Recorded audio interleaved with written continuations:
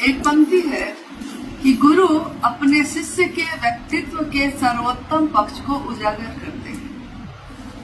आपने कभी सुना है इस पंक्ति को?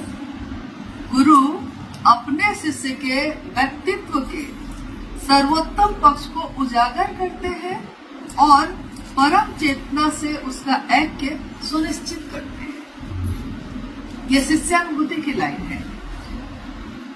पहले शिव की चर्चाओं में ये सब पंक्तियां काफी लोग इसमें जिज्ञासा करते थे और इसमें जो साहब से समझा था उन्होंने वो व्याख्या उसकी बात लोगों को बताते थे कि गुरु क्या करते हैं। आपके मन में आपका पूरा जो व्यक्तित्व है, आपका पूरा व्यक्तित्व जिसमें आपके अंदर बहुत सारे गुण हैं और बहुत सारे अवगुण भी हैं, तो गुण भी है और अवगुण भी है, तो उन सारे चीजों से आपका व्यक्तित्व बना है। किसी में गुण ज्यादा होता है, अवगुण कम होता है, तो हम उसको कहते हैं कि बहुत अच्छा आदमी है, और किसी में अवगुण ज्यादा है और गुण कम है तो हम कहते हैं कि आदमी ठीक नहीं है। यानी कि रहेगा तो दोनों, किसी में कम किसी में ज्यादा। गुरु क्या करते हैं? कोई गुरु क्या करते हैं? गुरु अगर शिव होंगे तो वो भी क्या करेंगे? शिष्य का जो पूरी उसकी पर्सनालिटी है, पूरा व्यक्तित्व है, उसमें जो सबसे सुंदर पक्ष है उसको उजागर करेंगे। शैक्षणिक गुरु होंगे, यानी कि स्कूल कॉलेज में पढ़ाने वाले गुरु होंगे, तो वो इसका देखेंगे कि आप किस विषय में सबसे अच्छा है। जैसे हम अपने बच्चों को पढ़ाने के लिए जब शिक्षक को बुलाते हैं, मास्टर को बुलाते हैं, तो मास्टर साहब 4-5 दिन पढ़ाने के बाद आपको बताते हैं कि गणित में आपका बच्चा बहुत अच्छा है, बाकी विषय में कमजोर है। यानी कि वो गुरु समझ जाता है पढ़ाने के बाद बच्चे के अंदर कौन सा गुण उसमें सबसे अच्छा है और बाकी अवगुण कौन कौन से हैं। तो फिर जो अवगुण है उसको भी वो गुण में बदलता है। हम आध्यात्म की धरती पर जब चलते हैं तो आध्यात्म की दुनिया में हमने जगत गुरु शिव को अपना गुरु बनाया है। साहब कहते हैं कि जगत गुरु शिव भी जब आपका गुरु होगा तो वो क्या करेंगे? वो हमारे व्यक्तित्व के सर्वोत्तम पक्ष को उजागर करेंगे और परम चेतना से, परम चेतना कौन है? तो परम चेतना स्वयं शिव है। परम चेतना से उसका ऐक्य सुनिश्चित करेंगे, मतलब कि वो आप जो अंश है और वो परम चेतना दोनों एक हो जाए, इसको सुनिश्चित करेंगे। यानी गुरु का ये काम सिर्फ नहीं है कि वो पढ़ा दे, गुरु का ये भी काम है कि वो पढ़ा के आपको फर्स्ट डिवीजन से पास करा दे। सिर्फ पढ़ा के छोड़ना तो नहीं है। डॉक्टर का ये काम है कि आपका इलाज करे, लेकिन डॉक्टर का सही काम ये है कि वो इलाज करके उस बीमारी से आपको मुक्त कर दे, तब डॉक्टर ना। सिर्फ इलाज कर देने से तो नहीं है। जब बीमारी बनी हुई है तो आप तो अच्छे डॉक्टर नहीं हुए, सही गुरु नहीं हुए। तो जगत गुरु शिव जब होंगे तो एक जीवात्मा के, हम सब इंसान के शरीर में है, लेकिन हम जिसके कारण जीवित है, जो जीवात्मा मेरे अंदर है, उस जीवात्मा का सबसे सुंदर पक्ष क्या हो सकता है? आध्यात्म की दुनिया में, ये तो शिक्षा की दुनिया है, अब आध्यात्म की दुनिया की बात हम लोग कर रहे हैं। तो सबसे सुंदर पक्ष क्या है? जैसे आपके और मेरे सबके अनेक रूप हैं, स्वरूप है। आप जब जन्म लिए तो किसी की बेटी है, कोई माँ बाप है आपका, आप बेटी है, किसी की भतीजी है, किसी की पोती है, बड़े हुए हैं तो किसी की पत्नी बने हैं, किसी की भाभी, किसी की ननद, कुछ ना कुछ तो आप है।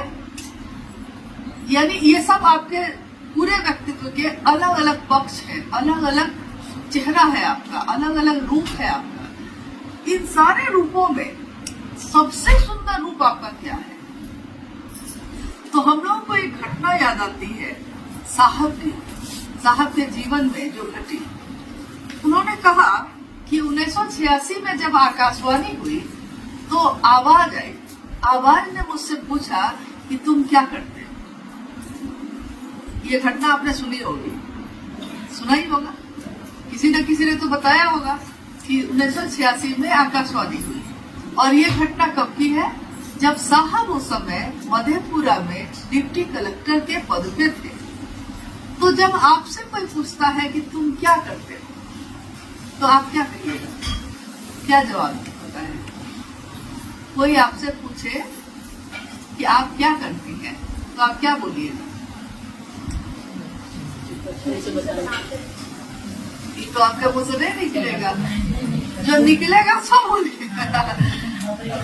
हाँ, जैसे हमसे जब कोई पूछता है कि आप क्या करते हैं, तो आप कहते हैं कि हम मास्टर हैं, हम किसान हैं, हम डॉक्टर हैं, हम अकाउंटेंट हैं, मतलब लौकिक जीवन में जो काम आप करते हैं, क्योंकि आपको लगता है कि मेरी पहचान इसी से है।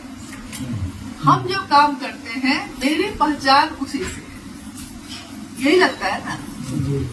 क्या हम हेल्थ विभाग में भाई काम करते हैं, तो आपकी पहचान इसी से है दुनिया में। तो दुनिया में जो पहचान है वो मेरे मन पे भारी है, तो मेरे मन पे जो भारी होगा मेरे मुंह से भी वही निकलेगा। तो साहब के मन में उस समय क्या भारी था? उन्होंने कहा कि मैं उस समय नीलम का पति था, मेरे 3 बच्चे थे, मैं उन तीनों बच्चों का पिता था, इसके अलावा मेरे अनेक रूप मेरे भी थे। लेकिन जब आकाशवाणी हुई और आवाज ने पूछा कि तुम क्या करते हो, तो मेरे मुंह से निकला मैं शिवसे से बना था। अब साहब कहते हैं कि मेरे मुंह से ये क्यों निकला ये मुझको नहीं मालूम, लेकिन गुरु सर्वोत्तम पक्ष को सामने लाते हैं। सर्वोत्तम पक्ष शिष्य का क्या होगा? शिष्य का सबसे सुंदर पक्ष होगा शिव हो जाना। आध्यात्म की दुनिया में आपका सबसे सुंदर रूप क्या है? आप जब शिव चर्चा करते हैं, हम लोग बात करते हैं महादेव की, तो हमको अगर कोई गुरु भाई कह के बुलाता है, गुरु बहन कह के बुलाता है, तो सबसे सुंदर संबोधन हमको यही लगता है कि गुरु बहन, गुरु भाई। क्यों? क्योंकि मेरे महादेव से मेरा ये रूप जुड़ा हुआ है। तो महादेव के कारण हम किसी के गुरु बहन हैं, किसी के गुरु भाई हैं। तो मेरा सबसे सुंदर पक्ष आध्यात्म की दुनिया में क्या है? तो यही है। और गुरु परम चेतना से ऐक्य सुनिश्चित करते हैं, यानी कि सिर्फ जोड़ नहीं देते हैं, वो जब तक आप शिव हो नहीं जाइएगा तब तक वो आपको हमको छोड़ेंगे नहीं, वो बनाएंगे, इसकी जिम्मेवारी वो वहन करते हैं। और साहब ने कहा भी है, कितनी बार कहा, चर्चाओं में भी कहा कि आपको जो मैं कहता हूँ आप वो नहीं करते, मैं कहता हूँ ये करो आप वो करते हैं, तो क्या करूं? छोड़ दूं आपको?